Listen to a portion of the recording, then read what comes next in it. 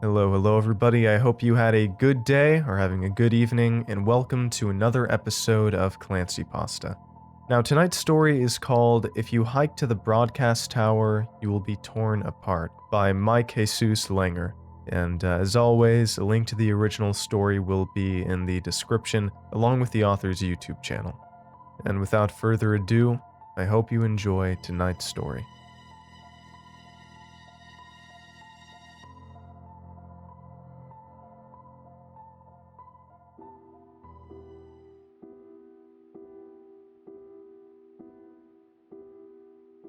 Out among the green hills it stands, gray and defiant. Like a cruel reminder of humanity, it towers above the tallest of trees that surround it, a monster of cement and metal and flashing lights. It reaches out towards the sky, searching, calling, demanding the attention of something invisible to the human eye. When we first got off the train, she was all laughter and jokes. As we trudged up the hill, she told me stories of how the broadcast tower was actually an old spaceship that was going to fly us to the moon. I tried to keep up with her. I tried to make the hiking trip as conflict-free as possible, but I was a smoker and she wasn't. When I asked to take a break, she obliged, but all the mirth disappeared from her voice. By the time we reached the top of the hill, we weren't talking.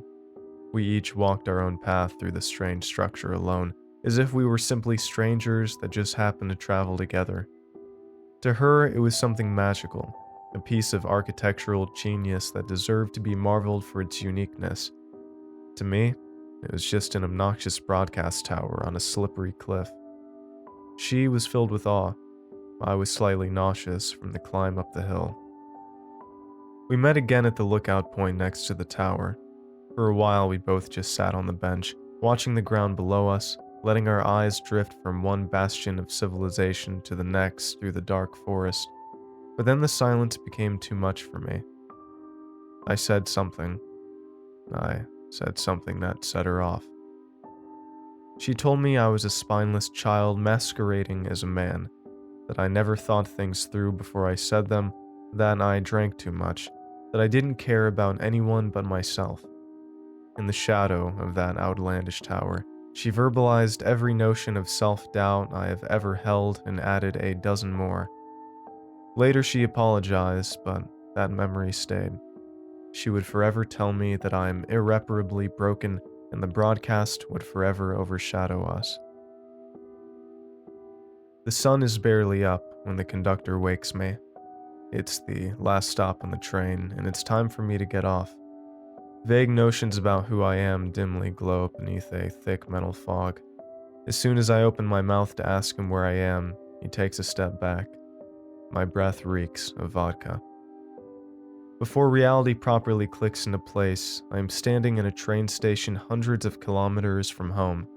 The hills stretch out around me in an oppressive fog. At first, I am confused about where I am. But soon, through that fog, I see those blinking lights. All of the food in the vending machine looks suspect, but I end up buying a ham and cheese sandwich. I hope that some bread will help me soak up the poison in my stomach, but after 3 bites, I pause eating permanently. The sandwich tastes like plastic and medicine. I try to force myself to take another bite, but I just end up standing in the middle of the train station with a piece of bread limply hanging from my hand. The broadcast tower watches me, its lights shining through the morning fog.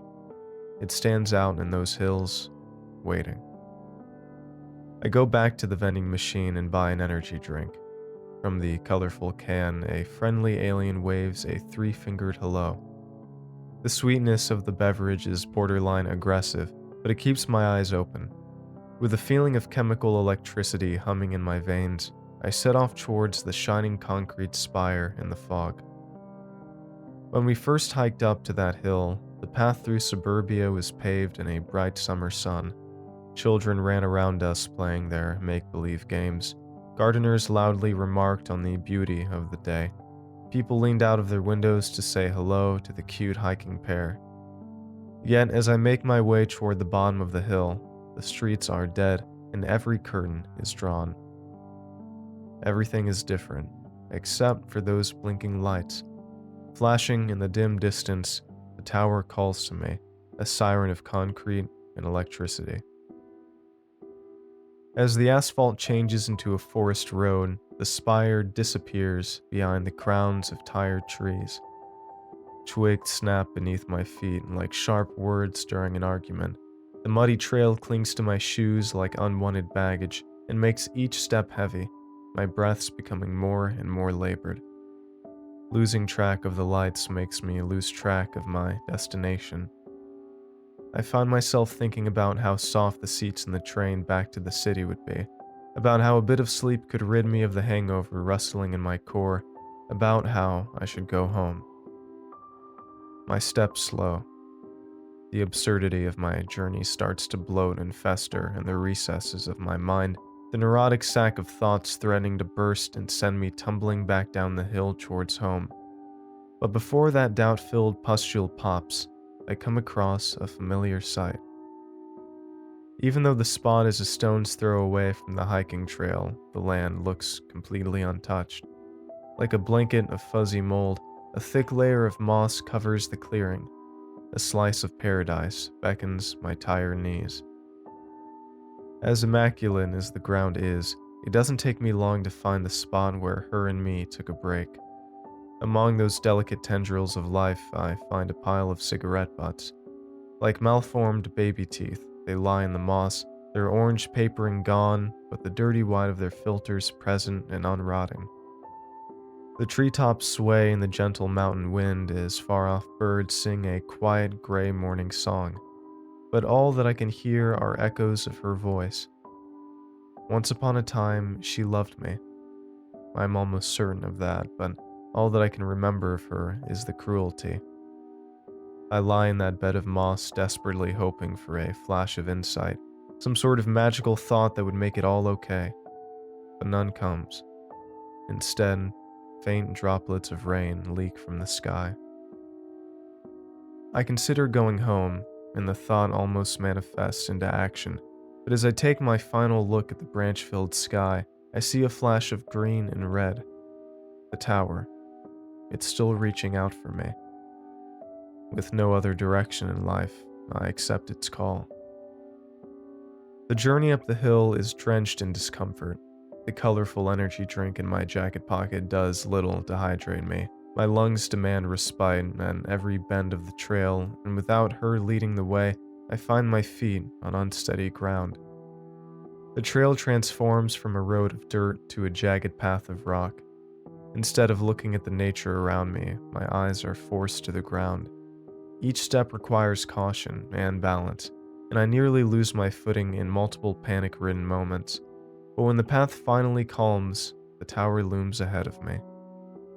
When we visited during the summer, there was at least a dozen cars parked next to the metal spire. People were snapping pictures with the overlook. The communist-era cafeteria at the base of the structure was filled with hungry customers. But now, as I walk through those cement grounds, there is no one. The parking lot is empty, and the long tables in the cafeteria are draped in darkness and dust. It's as if the gray sky had blotted out all traces of humanity and only left a barren carcass in its stead. The mountain wind outside is frigid and sharp, and for a while I stand by the cafeteria, trying to regain some semblance of warmth, but loitering in the lifeless shell of concrete only strengthens the aching in my heart. I think about calling her, but I don't. Instead, I walk outside and sit down on a familiar bench. The bench was the point of no return. It was on that bench that we had our argument. At points we stood and pointed fingers. At times we paced around the nearby gravel, but most of the conflict was spent sitting on the bench in silence, processing. Last night, as I attempted drowning the emptiness that rattles in my lungs, I thought that sitting back at the centerpiece of my personal cataclysm would help fix whatever was wrong with me. Past the hangover and exhaustion, it's difficult to figure out how accurate that notion was. At first, all I am met with are deafening memories of her words. But as I sit on that bench and look out at the world below, something else starts churning in my core. I came to the tower searching for some semblance of relief, or joy, or meaning, but my soul shudders beneath a wholly different sensation. For a moment the wind dies down, but its work continues drifting across the sky. Oppressive bursts of gray travel through the heavens like wild horses. Behind them, mountains of pure white cloud slowly collapse beneath an unseen force. There are holes in the misty painting through which rays of sun trickle down to the earth below. They travel through the forests and fields and towns like spotlights, searching for survivors of some horrid battle. Off on the horizon sits the local power plant. Drenched in a burst of dying red sunlight, it looks like it's burning.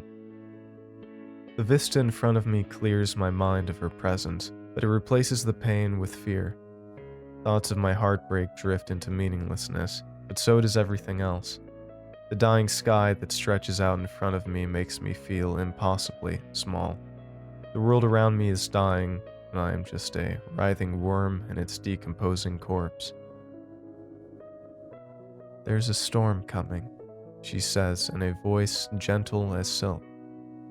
Sitting next to me on the bench is a woman wearing a white flowing robe. She is pale to the point of sickliness, but her thin lips carry a friendly smile. When her dark eyes meet mine, she nods towards the blinking tower. Beyond it, a pitch-black cloud slowly creeps towards us on the back of a steadily growing wind. "Ah, didn't see you there," I say. Last night's drink leaps from my breath, but she doesn't flinch. "You can come and join us in the cafeteria. The rain will be here soon," she says. Behind the windows of the tower, I see light and movement.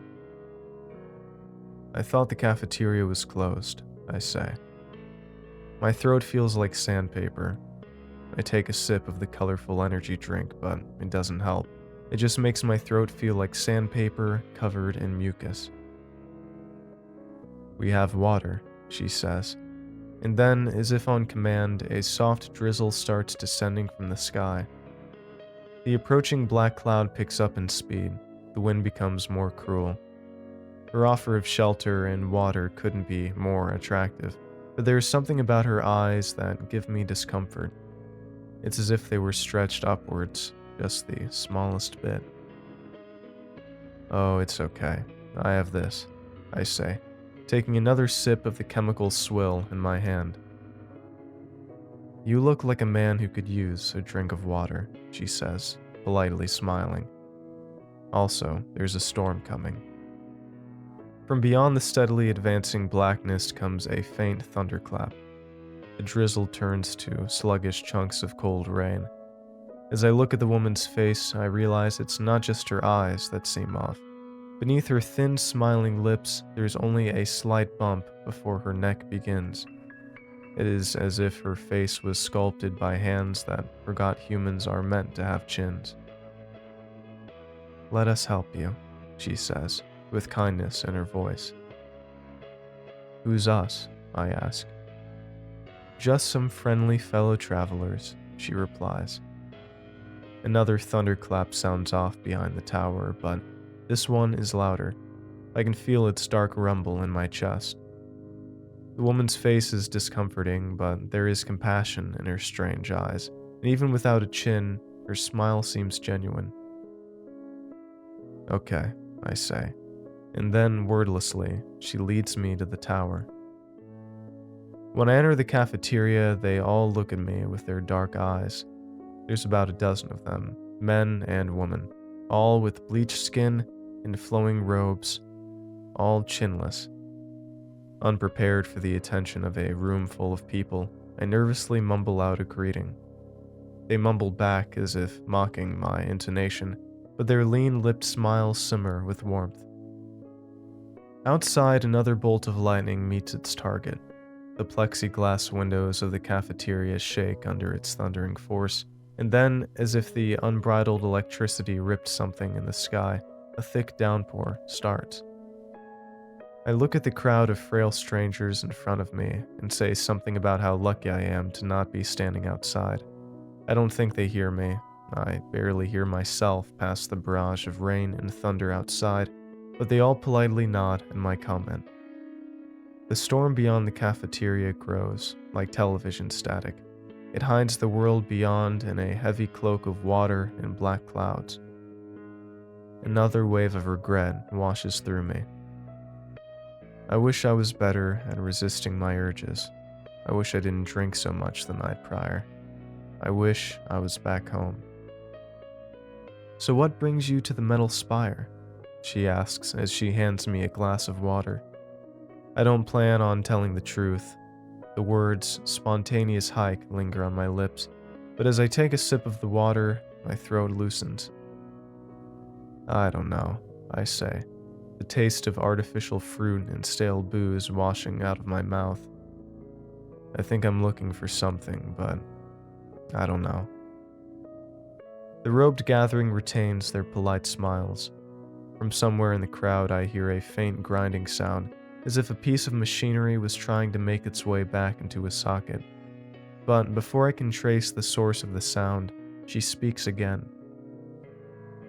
"You are not the first one, and you are not the last one," she says. "The metal spire calls out to those that are broken, those that are lost, those that lack a guiding light in the darkness of the world." As she speaks, the world outside grows increasingly dim. The warm light of the cafeteria feels like a guiding beacon of hope in a world of cold, wet entropy. "Are you lost, friend?" she asks. "Aren't we all kind of lost?" I half joke, forcing my voice to speak past the downpour outside. They don't respond. They just politely smile and watch me with their strange dark eyes. "Yes," I finally say, feeling the pain in my chest turn to honesty. I got out of a relationship that wasn't good for me, and I know it was the right thing to do, but right now, without her, I feel a bit lost. The grinding sound returns. I see its source. In the back of the room stands a frail man with a sickly mustache that is too big for his chinless face. Behind his polite smile, his jaw grinds with a hungry effort. "Ah, love," she says, with the tone of someone who has seen everything under the sun. "Lost souls come here because of crushed dreams and broken promises, but injured hearts are the most common affliction of the pilgrim. No knife cuts deeper into the human spirit than the blade which severs connections." The grinding behind the pale man's lips becomes more animated. A hint of that labored chewing starts to travel through the rest of the faces around the cafeteria. The queer eyes of the robed group remain focused on me, unblinking. "Who are you?" I ask, taking a step back. "We are here to help," she says. She's the only one out of the group who isn't grinding her teeth behind her smile. "We are here to make sure the pilgrims who have made the journey to the metal spire find what they are looking for. We are here to mend your broken spirit." "Is there any food?" I ask, partially because of the emptiness at the pit of my stomach, but mainly because of the procession of grinding teeth. "Yes," the mustached man says, taking a step towards me. "Yes, there is food." With one gentle motion of her arm, she reaches out to stop the man's advance. "Ksh!" she hisses at him, as if he were a disobedient animal. For a split second, the man's smile fades, and his mustache drops to make way for a starving grimace. But then, with a step back and a shake of his head, the polite smile returns. The grinding of the teeth, however, does not disappear. It grows more frantic. An urgency lingers behind his black eyes. "There is food," she says. "There is food and clothes and water. But before you partake in the boon of the metal spire, you have to be cleansed of the outside world. You have to be stripped of your neuroses so you can be born anew." "Cleansed?" I ask, taking another step back. "Stripped?" "Yes," she says. One cannot be reborn if their being is still coated in the murk and grime of the outside world. You have made the journey to the metal spire. It is now time to purge yourself of all that has brought you here.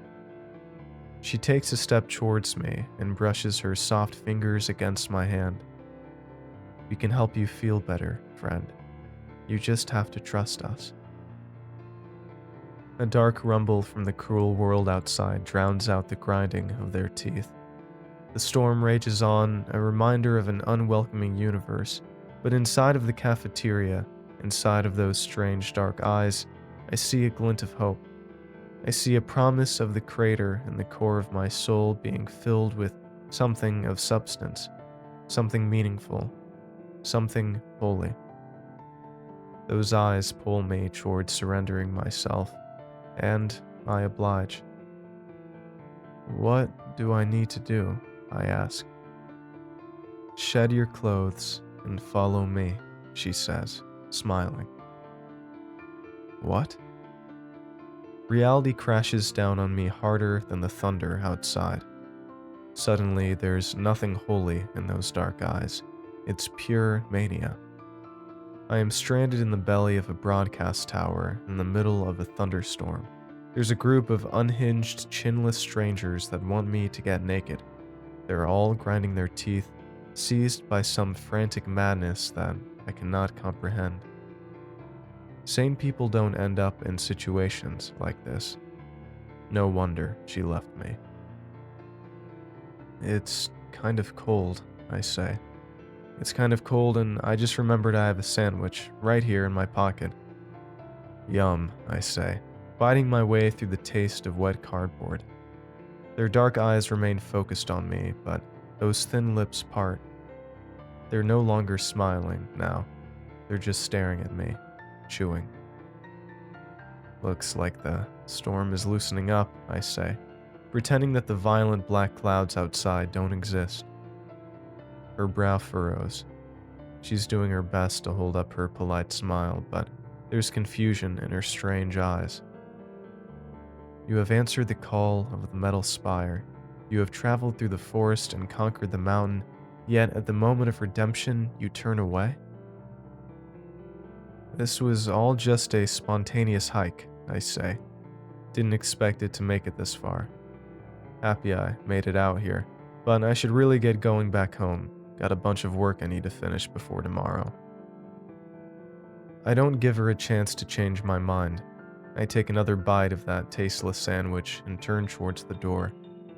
There's an electrical fire burning in my legs. I am beyond ready to walk through a storm, beyond ready to do anything to get away from those strange-jawed creatures.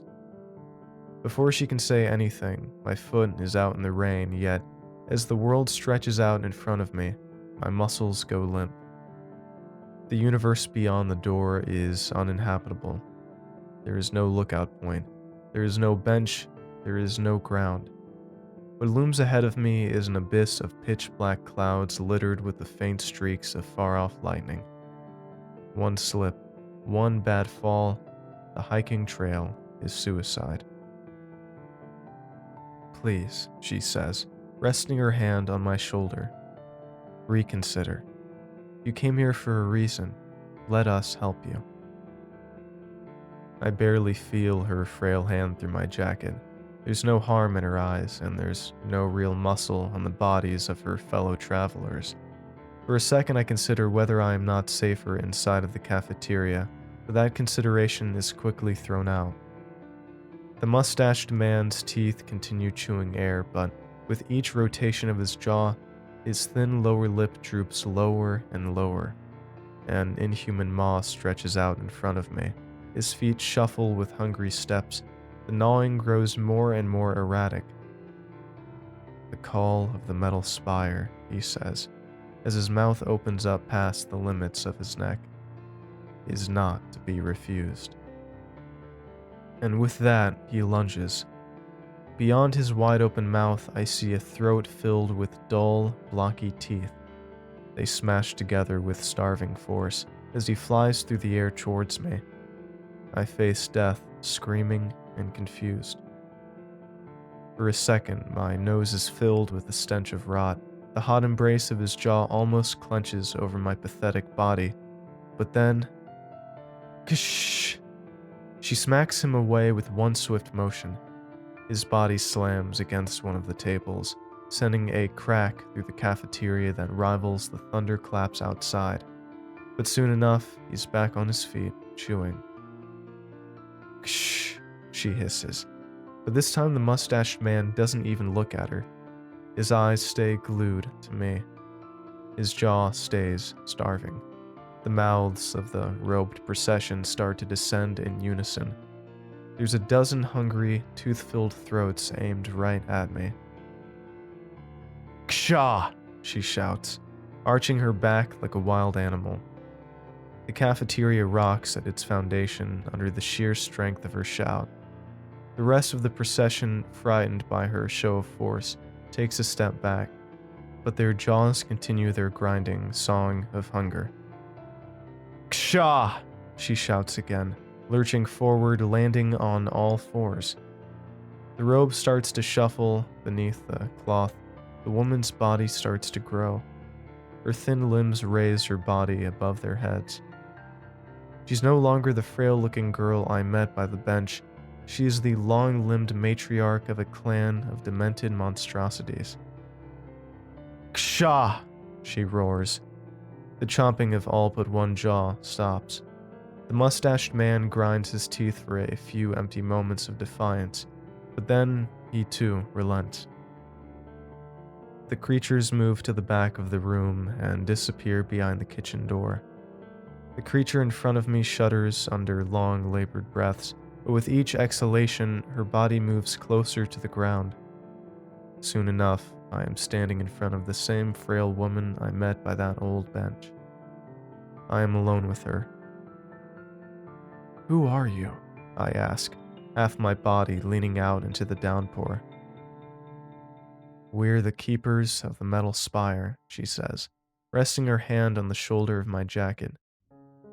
There's no pressure, there's no weight, but I find my feet moving. The echoes of thunder die down as the door closes behind me. This place was not created by men, she says, unsmiling. Men might have drawn the blueprints. They may have welded the steel and blended the concrete, but the metal spire was not created by men. It is a gift, a fevered vision brought down from the heavens to surveyors and architects. It is a place of healing which calls out in the night to the lost and broken, a place which can undo the cruel damage left behind from the world outside, a place that can help. We are the keepers of the spire. We are here to cleanse the pilgrims, to help those that have answered the call. Her long eyes blink for the first time. In her dark irises, I see the gentle soul of someone who wants to help. Whatever misery you have gone through, you deserve better, she says. You deserve to be reborn. How? I ask. Behind those small lips, a tightened jaw groans to grinding life. One has to be consumed to be born anew, she says. A spineless child masquerading as a man would stay behind. But I don't. I mumble a thank you and turn to the door. The storm still stretches out in front of me, but I know I can survive. If I move slowly, if I watch every step I take, I know I have it in me to make the descent. The call of the metal spire is not to be refused, she says, her grip tightening over my shoulder. Sorry, I say, shrugging her off and opening the door. I try to take another bite of my sandwich for sustenance, but I can't. I hear myself screaming before I recognize what is happening. My arm. My arm feels like every atom of its being was being held against a searing stove. The agony is so potent that it reverberates through my bones. The many-toothed matriarch gnaws on my limb. She's pulling me back into the cafeteria. Behind her, the rest of her wide-jawed pack emerges from the kitchen. They proceed towards me on all fours, their limbs slowly turning from those of humans to those of skin-covered spiders. With the small part of my mind that isn't submerged in soul-shattering pain, I order my other hand to grip against the side of the door. As I'm lifted off the floor, I kick, I writhe, I do whatever I can to free myself of her grip, yet her many teeth continue their work uninhibited. My grip around the door frame wavers. My fingers cannot understand me through my panic. The sandwich is still in my hand, grasped in blind instinct, leaking rancid dressing along my knuckles. My grip loosens beneath the grease. I find myself dangling in the air, heading towards an infinite array of grinding bone. And then I fall. Above me, my jacket hangs from the jaws of the matriarch. In my hand, I am still clutching mushed bread. Without a single thought, I dart out into the storm. I can feel them chasing me, but I don't look back. I run through the darkness and rain, desperately praying that I am not heading towards a cliff. I do not fall to my death, but I do fall. My body scrapes against sharp rock and tumbles down muddy hills. There are moments when I feel like I will never get up, when I am certain that bones have been broken and my skull has been hit hard enough to immobilize me. But I always do. I always get up. I don't know where I am going, and I feel those long-limbed creatures emerging from the dark, but I keep on moving through the storm. The one thing that guides me is the pair of green and red lights out in the darkness. The metal spire calls out to me through the storm, and I do whatever I can to crawl away from that call. I wake up whole, but barely. A tranquil sea of moss spreads out around me, and rays of sun seep in through the tired trees. I am alive, but barely. When I sit up, every inch of my body cries with pain and exhaustion. When I stand, my head spins with weakness. The malformed sandwich is still in my hand, still clutched like the safety blanket of a lost child. I take a bite. The bread is soggy and filled with specks of dirt, but my stomach is empty enough to accept anything. It doesn't taste good, but by the time I chew through the final bite, I feel stronger. My right arm is bruised beyond recognition, my left cut with shrubbery and sharp stones, but my legs still work. I trudge my way back to the train station, shuddering in my torn and bloody t-shirt.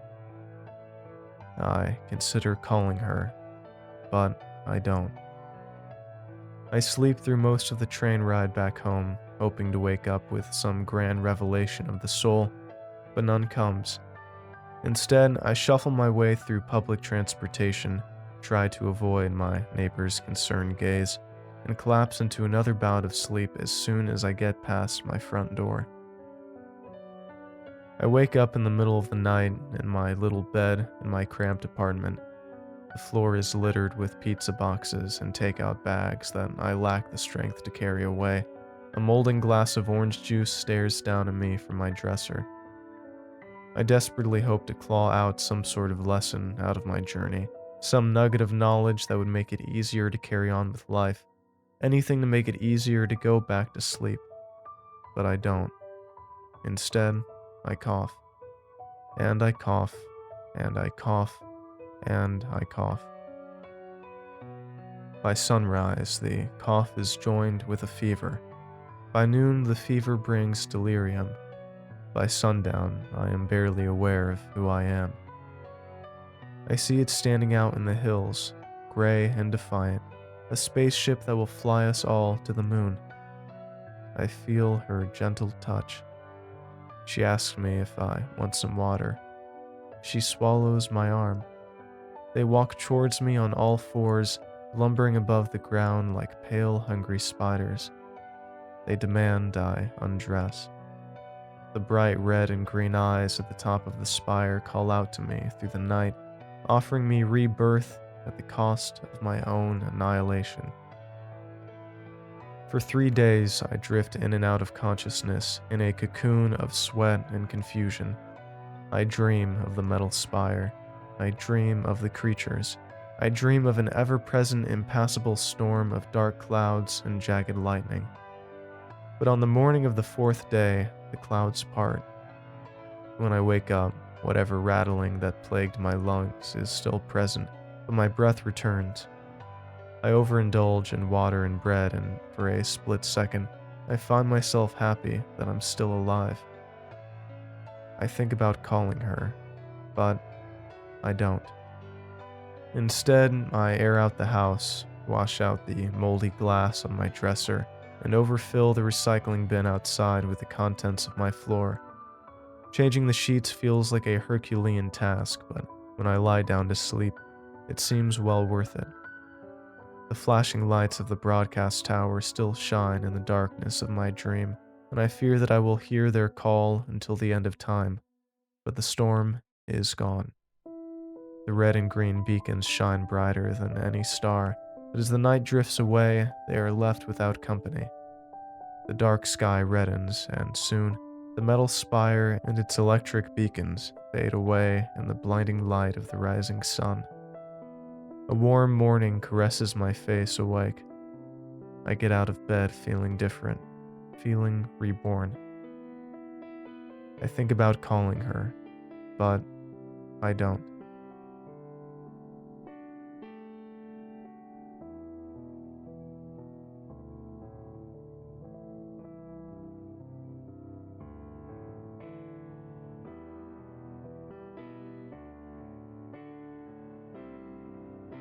Alright, well, thank you all for listening. I hope you enjoyed tonight's story, tonight's episode. If you enjoyed it and would like to support this podcast and help keep it going, I would really appreciate it if you would check out the Patreon link in the description or the merch store down below. And sorry I haven't been getting out a ton of episodes lately. I've been a bit busy, but I hope this to be the first of a steady stream of episodes to get out. And sincerely, thank you all for listening and enjoying this content in general. It means a lot, and I'm so lucky I can help in any way entertain you guys. Follow me on Twitter at ClancyPasta if you haven't already. And yeah, with all of that out of the way, thank you all for listening, and have a good night. Cheers.